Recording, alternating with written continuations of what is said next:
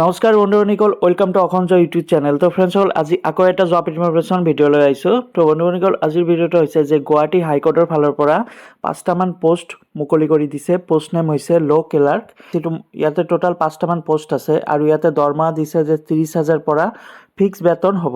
আৰু education qualification বিচাৰিছে যে গ্ৰেজুৱেশ্যন হ'ব লাগিব। আপোনালোকৰ যদি গ্ৰেজুৱেশ্যন ডিগ্ৰী আছে আৰু লগতে ল' ডিগ্ৰী আছে তেন্তে আপোনালোকে আবেদন কৰিব পাৰিব। আৰু ফ্ৰেণ্ডসকল, এই পোষ্টটো আবেদন কৰাৰ বাবে বয়সটো দিছে যে 40 বছৰ হ'ব লাগিব। মেক্সিমাম 40 বছৰ, অৰ্থাৎ 20 বছৰৰ পৰা 40 বছৰ হ'ব লাগিব। আৰু এজ ৰিলেক্সন পাব OBCৰ বাবে 3 ইয়াৰ্ছ, SCৰ বাবে 5 ইয়াৰ্ছ, STP আৰু ST হিলছৰ বাবে 5 ইয়াৰ্ছ আৰু ফিজিকেল হেণ্ডিকেপ কেণ্ডিডেটৰ বাবে 10 ইয়াৰ্ছ এজ ৰিলেক্সন পাব। তো ফ্ৰেণ্ডসকল, এমপ্লয়মেণ্ট এক্সচেঞ্জ ৰেজিষ্ট্ৰেশ্যন চাৰ্টিফিকেটটো থাকিব লাগিব। যদি এমপ্লয়মেণ্ট এক্সচেঞ্জ ৰেজিষ্ট্ৰেশ্যন চাৰ্টিফিকেট নাথাকে তেন্তে এপ্লাই কৰিব নোৱাৰিব। এইটো মাষ্ট বি, এইটো লাগিবই এমপ্লয়মেণ্ট এক্সচেঞ্জ ৰেজিষ্ট্ৰেশ্যন চাৰ্টিফিকেটটো। আৰু ফ্ৰেণ্ডসকল, এই পোষ্টটো আবেদন কৰাৰ বাবে আপোনালোকৰ এপ্লিকেশ্যন ফিজ SC ST আৰু ST হিলছৰ বাবে 250 টকা অনলাইনত পে' কৰিব লাগিব।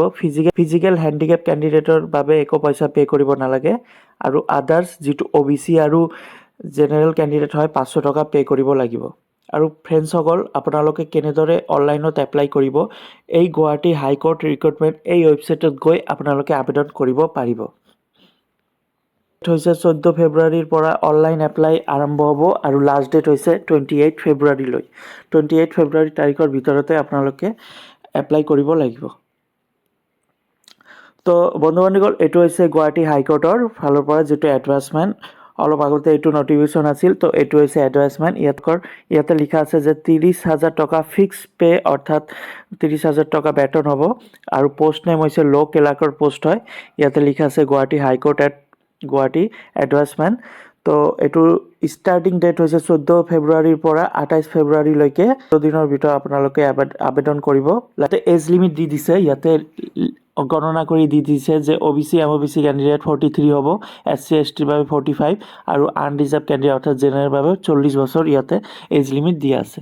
ফ্ৰেণ্ডসকল, হাউ টু এপ্লাই আপোনালোকে এই ৱেবছাইটত গৈ এপ্লাই কৰিব লাগিব, যিটো www.ghonline.gov.in। এই ৱেবছাইটত গৈ আপোনালোকে নিউ ৰেজিষ্ট্ৰেশ্যন কৰিব লাগিব। তাৰপিছত আপোনালোকৰ ছিগনেচাৰ ফটো দিব লাগিব। তাৰপিছত ডকুমেণ্টখিনি আপলোড কৰি এপ্লাই কৰিব লাগিব। ইয়াতে লিখা আছে সম্পূৰ্ণ প্ৰচেছ, আপোনালোকে চাই ল'ব পিছত। ছিগনেচাৰো কিমান লাগিব, তাৰপিছত ফটো কপি কিমান লাগিব, ইয়াতে সকলোখিনি দি দিছে। পিক্সেলটো দি দিছে যে SC ST হিলছৰ বাবে 250 টকা আৰু আদাৰ্ছ আৰু জেনেৰেল কেণ্ডিডেটৰ বাবে 500 টকা পে' কৰিব লাগিব। এইটো এপ্লিকেশ্যন ফিজ হয়। এইটো হাইকোৰ্টৰ ৰিক্ৰুটমেণ্টৰ ফালৰ পৰা 5টামান ল' ক্লাৰ্কৰ পোষ্ট মুকলি কৰি দিছে। আৰু ইয়াতে দৰমহাটো ফিক্স বেতন দৰমহা হয় 30,000 টকা। তো যিসকলে ডিগ্ৰী পাছ কৰিছে আৰু লগতে ল' ডিগ্ৰী আছে সিহঁতে কেণ্ডিডেটে এপ্লাই কৰিব পাৰিব। তো এইটো লাষ্ট ডেট হৈছে ফেব্ৰুৱাৰী 28 তাৰিখ। তো ফ্ৰেণ্ডসকল, ভিডিঅ'টো কেনেকুৱা লাগিছে, যদি ভাল লাগে লাইক আৰু নিজৰ বন্ধু বান্ধৱীসকলক শ্বেয়াৰ কৰি দিব। ধন্যবাদ।